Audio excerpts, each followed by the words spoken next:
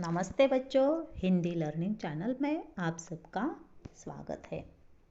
आज हम शुरू करने जा रहे हैं हिंदी सुलभ भारती कक्षा 7वीं पाठ 6 पृथ्वी से अग्नि तक। इसके लेखक है डॉक्टर APJ अब्दुल कलाम। बच्चों, पाठ का नाम देखिए, पृथ्वी से अग्नि तक। पृथ्वी और अग्नि ये दो डॉक्टर APJ अब्दुल कलाम जी ने बनाए हुए दो उपग्रह और मिसाइल है और इसके बारे में उन्होंने इस पाठ में बताया है। पृथ्वी नाम का जो उपग्रह है, इस उपग्रह का उपयोग, इसका निर्माण भारत में किया गया। इसका सफल प्रक्षेपण 25 फरवरी 1988 को किया गया और यह उपग्रह जमीन से जमीन पर मारा करने वाला एक प्रक्षेपास्त्र था और इस प्रक्षेपास्त्र की क्षमता 200 से 250 किलोमीटर की है। इस प्रकार का यह प्रक्षेपास्त्र डॉक्टर APJ अब्दुल कलाम जी ने बनाया था। दूसरा है अग्नि। अग्नि यह मिसाइल है और यह मिसाइल स्वदेशी तकनीक से भारत में विकसित किया गया है। यह जमीन से जमीन पर मार करने वाली परमाणु सक्षम मिसाइल है और यह मिसाइल 700 किलोमीटर तक मार कर सकती है। इस प्रकार पृथ्वी से अग्नि तक इस उपग्रह और मिसाइल के बारे में यहाँ बताया है। डॉक्टर APJ अब्दुल कलाम एक भूतपूर्व राष्ट्रपति। इनका जन्म 15 अक्टूबर 1931 रामेश्वरम, तमिलनाडु में उनका जन्म हुआ। मृत्यु 27 जुलाई 2015 में हुई। अग्नि की उड़ान, छुआ आसमान, ये दो उनकी प्रमुख रचनाएं प्रस्तुत हुई है। डॉक्टर APJ अब्दुल कलाम जी ने इस संस्मरण में अग्नि प्रक्षेपण के विषय में उन्होंने बताया है। लेखक ने प्रक्षेपण से पहले वैज्ञानिकों द्वारा किए गए अथक परिश्रम और बीच बीच में आने वाली कठिनाइयों का वर्णन इस पाठ में किया है। अग्नि मिसाइल के प्रक्षेपण में सैकड़ों वैज्ञानिकों ने अनेक संगठनों का नेटवर्क बनाकर लंबे समय तक एक टीम की तरह काम किया था। इसका वर्णन उन्होंने इस पाठ में किया है। तो देखते हैं पृथ्वी से अग्नि तक पाठ का परिचय। पाठ विस्तार से पाठ देखते हैं। बालासोर में अंतरिम परीक्षण का काम पूरा होने में अब भी कम से कम 1 साल की देरी थी। हमने पृथ्वी के प्रक्षेपण के लिए श्रीहरिकोटा अंतरिक्ष केंद्र में विशेष सुविधाएं स्थापित की।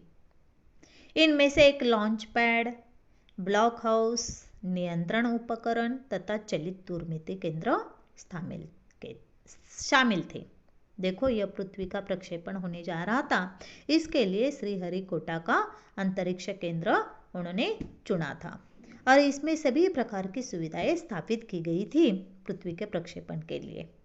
इसमें एक लॉन्च पैड था, ब्लॉक हाउस था, नियंत्रण उपकरण और चलित में दूरमिति केंद्र जैसे उपकरण वहां पर शामिल किए गए थे। इस पृथ्वी उपग्रह को 25 फरवरी 1988 को सुबह 11:23 पर छोड़ा गया। इस पृथ्वी का उपग्रह का प्रक्षेपण हुआ कब हुआ? 25 फरवरी 1988 को सुबह 11:23 पर। देखो, इस पर प्रश्न पूछा जा सकता है, पृथ्वी का प्रक्षेपण कब और किस समय हुआ, या श्रीहरिकोटा के अंतरिक्ष केंद्र में कौन कौन सी प्रकार की सुविधाएं स्थापित की गई थी। ये दोनों पर प्रश्न पूछे जा सकते हैं। तो पृथ्वी का ये जो प्रक्षेपण था, वह प्रक्षेपण एक रॉकेट विज्ञान के इतिहास में एक युगांतरकारी घटना थी। यह घटना कैसी थी? युगांतरकारी, क्योंकि भारत ने बहुत बढ़िया काम किया था और यह युग प्रवर्तक घटना थी। युग में बदलाव लाने वाली एक घटना थी। संसार में इसमें एक बहुत ही महत्वपूर्ण काम किया गया था, ऐसा माना गया है। निर्देशित मिसाइलों के क्षेत्र में एक आत्मनिर्भर देश के रूप में उद्भव ने संसार के सभी विकसित देशों को विचलित कर दिया।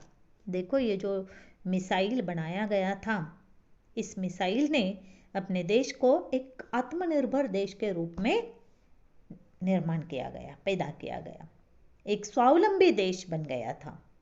पृथ्वी का प्रक्षेपण करने से हमारा भारत देश कैसे बना था? स्वावलंबी बना था और विकसित देशों को एक विचलित कर दिया था। सामर्थ्यशाली नागरिक अंतरिक्ष उद्योग और व्यवहार मिसाइल आधारित सुरक्षा प्रणालियों ने भारत को चुनिंदा राष्ट्रों के समूह में पहुंचा दिया। यह विकसित मिसाइल बनाए जा रहे थे और सुधारित प्रणालियां भारत में बनाई जा रही थी। इसके कारण भारत एक चुनिंदा राष्ट्रों के, महत्वपूर्ण राष्ट्रों के समूह में भारत पहुंच गया था। चुनिंदा यानी चुने हुए राष्ट्र, जो 5 राष्ट्रों की समिति होती है, उन राष्ट्रों में भारत का नाम भी आदर से लिया जाने लगा। लेकिन क्या एक पृथ्वी ही पर्याप्त होगा? लेकिन डॉक्टर APJ अब्दुल कलाम इससे संतुष्ट नहीं थे।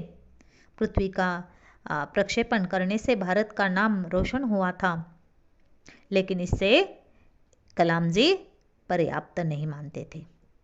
केवल एक पृथ्वी का प्रक्षेपण करने से भारत महान नहीं बन सकता, इससे भी और कुछ बनाना आवश्यक है। और इसके लिए क्या 4-5 मिसाइल प्रणालियों का स्वदेशी विकास हमें पर्याप्त रूप से ताकतवर बना पाएगा? उन्हें ये बिल्कुल पसंद नहीं था। 4-5 मिसाइल हमने बनाए स्वदेशी विकास के लिए, देश के विकास के लिए, बस इससे हम ताकतवर बन सकते हैं, यह विश्वास उनको नहीं था। हमें और भी इससे कुछ बड़ा करना चाहिए। इसके लिए उसी समय अग्नि को एक टेक्नोलॉजी प्रदर्शन परियोजना के रूप में विकसित किया जा रहा था और उसी समय उन्होंने अग्नि का एक टेक्नोलॉजी प्रदर्शन करने की परियोजना उन्होंने विकसित की। देश के भीतर उपलब्ध समस्त संसाधनों को दांव पर लगाकर ही यही एक उत्तर था। इस मिसाइल को बनाना, इस टेक्नोलॉजी को प्रदर्शित करना, इसके लिए बहुत सारा धन की आवश्यकता थी,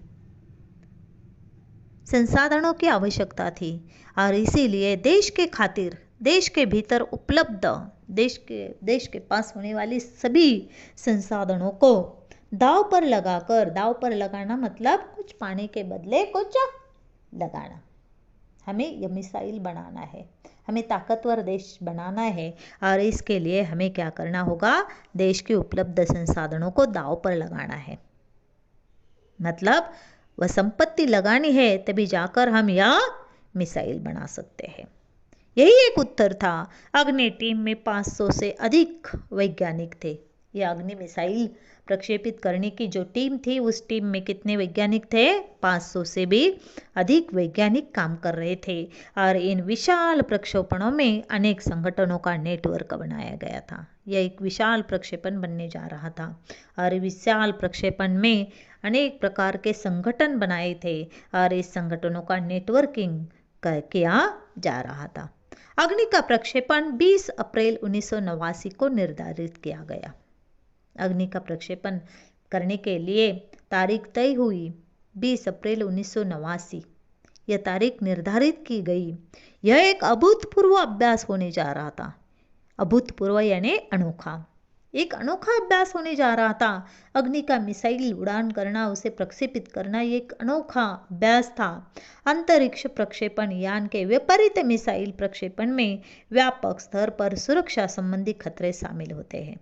देखो, अंतरिक्ष प्रक्षेपण यान के विपरीत मिसाइल प्रक्षेपण में व्यापक स्तर पर सुरक्षा संबंधी खतरे शामिल होते हैं। इस प्रकार के प्रक्षेपण करते हुए अनेक प्रकार के खतरे शामिल होते रहते हैं। वैसे ही खतरे इस अग्नि प्रक्षेपण में आने वाले थे। प्रक्षेपण की पूर्व तैयारी की सारी गतिविधियां तय कार्यक्रम के अनुसार पूरी हो गई। प्रक्षेपण की पूर्व तैयारी की सारी गतिविधियां मतलब कृतियां जो है, कार्यक्रम, कृति पत्रिका पूरी तैयार हो गई थी और उसी के अनुसार काम चल रहा था। जिस समय हम T14 सेकंड पर थे और अचानक जिस समय वे T14 सेकंड पर थे, उसी समय उन्हें कंप्यूटर ने संकेत दिया कि उपकरणों में से कोई एक ठीक से काम कर नहीं रहा है। T14 सेकंड पर जब थे तो अचानक कंप्यूटर ने उन्हें संकेत दिया, इशारा किया कि इन उपकरणों में से कोई एक उपकरण ठीक से काम नहीं कर रहा है। इसे तुरंत सुधार लिया गया।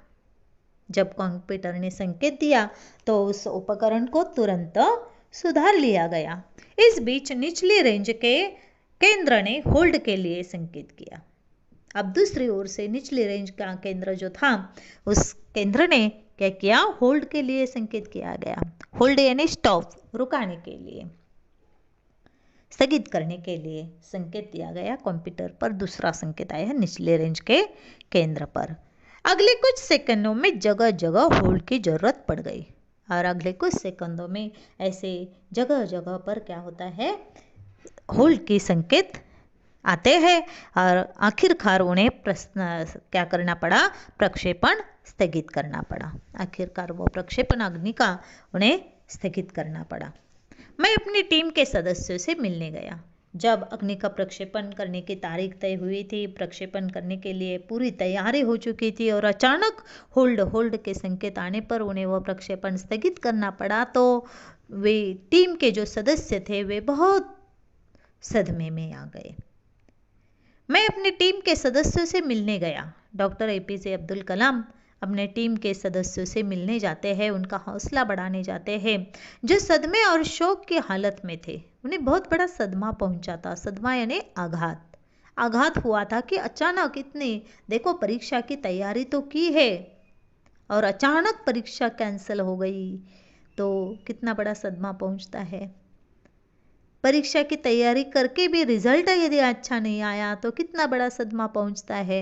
इसी तरह इन वैज्ञानिकों ने सभी प्रकार की तैयारी की थी। अग्नि का प्रक्षेपण करने की पूरी तैयारी उनकी तरफ से हो चुकी थी, लेकिन बार बार होल्ड के संकेत आने पर उन्हें वह स्टॉप करना पड़ा और इसके कारण वे सारे वैज्ञानिक क्या हो गए? आघात उन्हें पहुंचा, शोक, दुख हुआ। और इस हालत में जो सारे वैज्ञानिक थे, डॉक्टर एपीजे अब्दुल कलाम के टीम के जो सदस्य थे, वे शोक की हालत में थे और उन्हें मिलने के लिए डॉक्टर एपीजे अब्दुल कलाम वहाँ पर जाते हैं। मैंने SLV 3 के अपने अनुभव को उनके साथ बांटा।